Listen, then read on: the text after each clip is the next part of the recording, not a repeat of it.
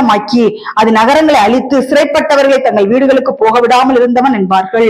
பரலோக ராஜ்யத்துக்கு இந்த மக்களை போக விடாதபடிக்கு தடை செய்கிற பொல்லாத லூசிபரின் ஆவி மியூசிக் வழியாக, பாடல்கள் வழியாக, ஆராதனை வழியாக உள்ளே நுழைந்து விட்டான். இந்த நாட்கள் என்ன தெரியுமா? லூசிபருடைய ஒரே நோக்கம் என்ன தெரியுமா? தேவனை மக்கள் ஆராதிக்க கூடாது. நல்லா புரிஞ்சுக்கங்க. இந்த நாட்களில் பிசாசானவன் செய்கிற ஒரே காரியம், தேவனை யாரும் ஆராதிக்க கூடாது, அவனை ஆராதிக்க வேண்டும், அவனை ஆராதிக்க வேண்டும் என்று சொல்லிதான் அவன் இப்படிப்பட்ட காரியங்களை செய்து கொண்டிருக்கிறான். கர்த்தருடைய பிள்ளைகளே, கேர்ஃபுல்லா இருக்க, ரொம்ப கவனம் தேவை. எல்லா ஆவிகளையும் நம்பாதிருங்கள் என்று பவுல் சொல்றாரு.